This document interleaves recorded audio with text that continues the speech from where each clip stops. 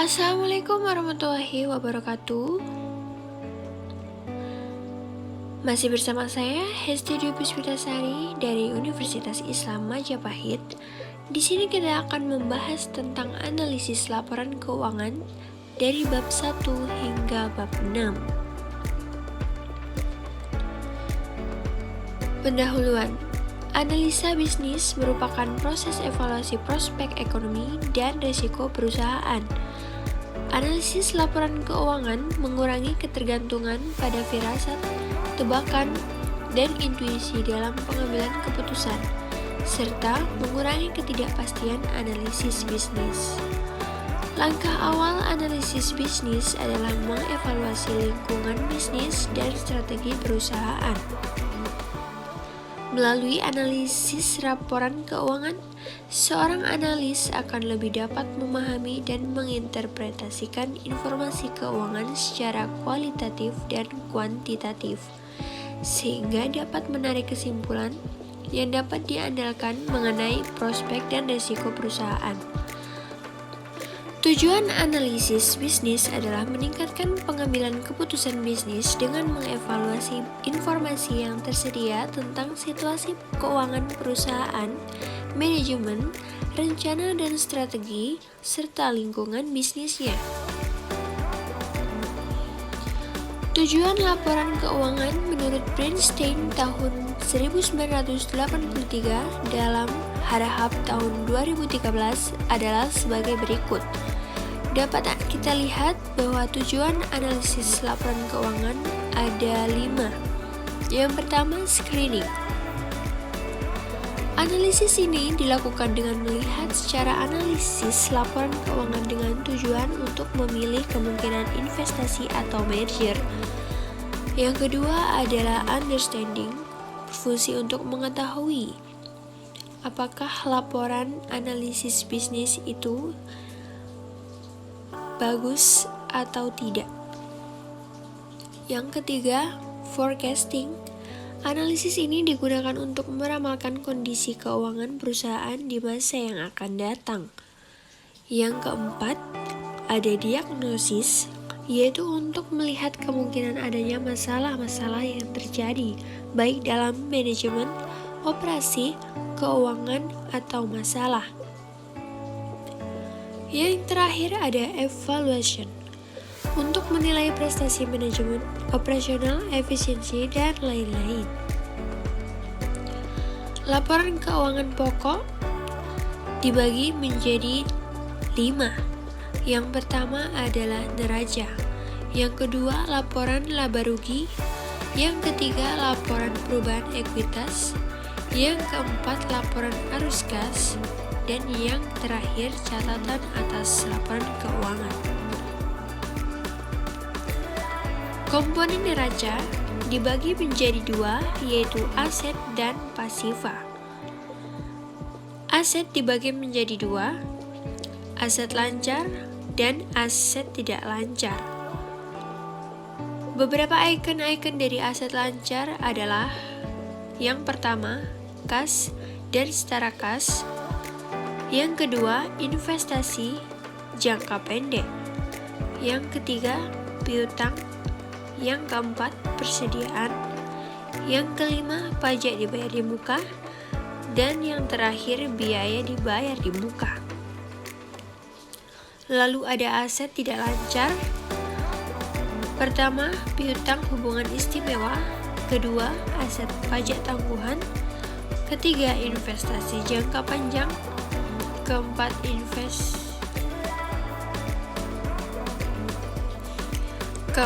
aset tetap. Kelima, aset tidak terwujud. Pasifa dibagi menjadi 2, yaitu liabilitas dan ekuitas. Yang pertama, liabilitas ada jangka pendek, pinjaman jangka pendek, wesel bayar, hutang usaha, hutang pajak, biaya yang masih harus dibayar, dan pendapatan diterima di muka. Pasifa ekuitas ada 4, yaitu modal saham, tambahan modal di setor, selisih kurs setoran modal, dan yang terakhir ada modal sumbangan. Komponen laporan laba rugi dibagi menjadi 5. Yang pertama, pendapatan usaha. Yang kedua, beban pokok penjualan. Yang ketiga, beban usaha. Yang keempat, laba rugi usaha. Dan yang kelima, penghasilan atau beban lain-lain. Komponen laporan keuangan, laporan perubahan ekuitas. Bisa dilihat di sini laba atau rugi bersih periode bersangkutan, transaksi modal dengan pemilik dan distribusi kepada pemilik, lalu saldo laba rugi pada awal dan akhir periode.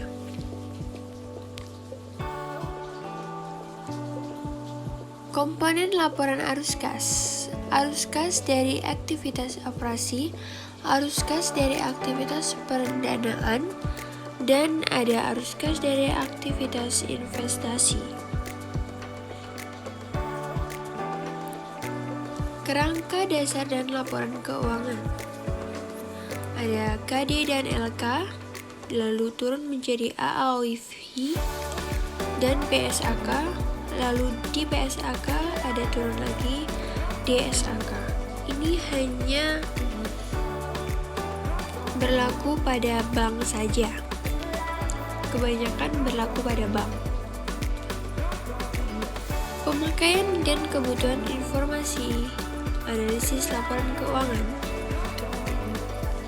yaitu untuk investor sekarang dan investor potensial, pemilik dana core, pemilik dana syirkah temporer, pemilik dana titipan, pembayaran dan penerimaan zakat, infak, sedekah, dan wakaf, pengawas syariah, untuk karyawan, untuk pemasok dan mitra usaha lainnya, untuk pelanggan, untuk pemerintah serta lembaga-lembaganya, dan yang terakhir, pemakaian dan kebutuhan informasi laporan keuangan ini ditujukan untuk masyarakat.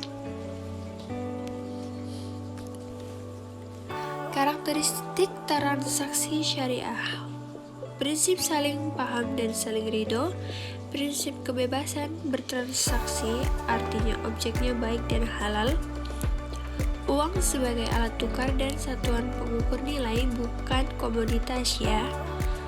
Tidak mengandung unsur riba, kezaliman, masyir, ghorar, dan haram. Tidak menganggut prinsip nilai waktu dan uang, atau dalam bahasa Inggris disebut time value of money. Berdasarkan suatu perjanjian yang jelas serta untuk kepentingan semua pihak, bukan untuk satu pihak saja. Tidak ada distorsi harga atau rekayasa permintaan dan penawaran. Dan yang terakhir, tidak mengandung unsur kolusi dengan suap menyuap atau riswah.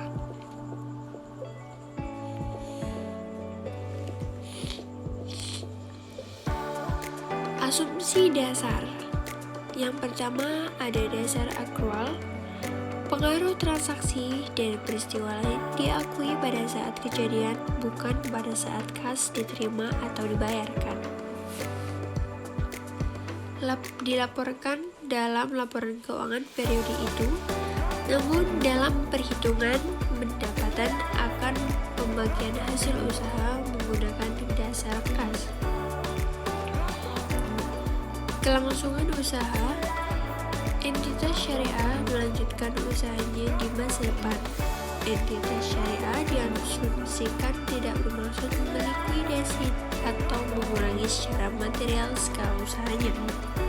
Karakteristik kualitatif laporan keuangan dapat dipahami oleh pemakai relevan untuk memenuhi kebutuhan pemakai untuk pengambilan keputusan. Keandalan dari laporan keuangan tersebut dapat diandalkan pemakaiannya sebagai penyajian yang tulus dan tahu jujur. Dapat dibandingkan antar periode untuk identifikasi tren antar entitas syariah, yaitu untuk mengevaluasi posisi keuangan kinerja, serta perubahan posisi keuangan secara relatif. Kendala informasi yang relevan dan andal. Ada 2, tepat waktu, keseimbangan antara biaya dan manfaat.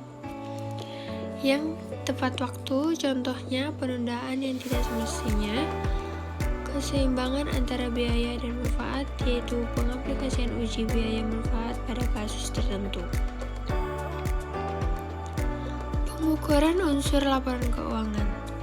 Biaya historis yaitu aset dicatat sebesar pengeluaran kas atau setara kas yang dibayar atau sebesar nilai wajar dari imbalan yang diberikan untuk memperoleh aset tersebut pada saat perolehan. Biaya kini, aset dicatat sebesar pengeluaran kas atau setara kas yang seharusnya dibayar bila aset yang sama atau setara aset diperoleh sekarang.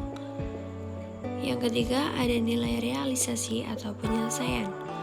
Aset dicatat sebesar pengeluaran kas atau setara kas yang dapat diperoleh sekarang dengan menjual aset dalam pelepas normal. Kas dan setara kas. Perusahaan biasanya akan menginvestasikan kelebihan kas yang bersifat sementara pada aktiva yang sangat liquid, misalnya investasi sementara di pasar uang untuk 1 atau 2 hari saja. Kas adalah jumlah uang tunai yang ada di perusahaan atau cash on hand, rekening giro atau simpanan bank yang pengambilannya tidak dibatasi waktu dan jumlahnya atau cash in bank. Investasi jangka pendek yang secara formal disebut kas dan setara kas atau cash equivalent. Setara kas adalah investasi yang tingkat likuiditasnya tinggi, yaitu dapat ditukar menjadi kas dengan cepat dalam jumlah tertentu tanpa menghadapi risiko perubahan nilai signifikan. Jatuh temponya tidak lebih dari 90 hari dari tanggal laporan keuangan. Sumber penerimaan kas. Yang pertama, hasil investasi jangka panjang, aktiva tetap berwujud atau tidak berwujud. Adanya penurunan aktiva tetap yang diimbangi penambahan kas. Yang kedua, ada penjualan saham, adanya penambahan modal pemilik dalam bentuk kas. Yang ketiga, adanya penurunan atau berkurangnya AL. Selain kas yang diimbangi dengan adanya penerimaan kas. Misalkan, piutang, penerimaan pembayaran, persediaan, atau penjualan tunai, surat berharga yang dijual. Yang terakhir, nomor 4, adanya penerimaan kas karena sewa, bunga, dividen, dan dari suatu investasi, sumbangan atau hadiah, pengembalian kelebihan pembayaran pajak. Penggunaan kas, pengeluaran kas. 1. Pembelian saham atau obligasi, pembelian aktiva tetap. Yang kedua, penarikan kembali saham yang beredar atau brief, pelunasan atau pembayaran angsuran. Dan yang keempat, pembelian barang dengan secara tunai, pembelian barang dagangan secara tunai, pembayaran biaya operasi seperti upah dan gaji, sewa, bunga, advertensi, persekot biaya, atau pembelian. Yang terakhir ada pengeluaran kas untuk pembayaran dividen, pajak, dan denda. Rasio likuiditas, kemampuan perusahaan untuk membayar utang-utangnya jangka pendek yang dimiliki. Current ratio, perbandingan antara aktiva lancar dan utang lancar. Quick ratio, mengukur likuiditas perusahaan. Cash ratio, kemampuan perusahaan untuk membayar hutang jangka pendek dengan kas. Rasio solvabilitas adalah rasio menunjukkan kapasitas dan kemampuan perusahaan untuk memenuhi kewajiban jangka panjangnya. Total debt to total capital assets ratio, yaitu membandingkan jumlah total utang dengan aktiva total. Total debt to total equity ratio, yaitu membandingkan total utang dengan total modal pemilik atau ekuitas. Yang terakhir ada long term debt to total equity ratio, yaitu membandingkan antara utang jangka panjang dan modal pemilik. Rasio profitabilitas, kemampuan modal perusahaan untuk mendapatkan keuntungan. Net profit margin, membandingkan antara laba setelah bunga dan pajak dan penjualan bersih. Gross profit margin adalah pembandingan antara laba kotor dan penjualan bersih. Return on equity, probabilitas yang membandingkan antara laba bersih atau net profit perusahaan dengan aset bersihnya ekuitas atau modal.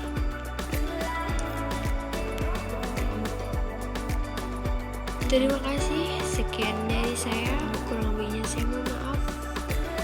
Jangan lupa like, komen, dan subscribe. Semoga ilmunya bermanfaat. Terima kasih. Assalamualaikum warahmatullahi wabarakatuh.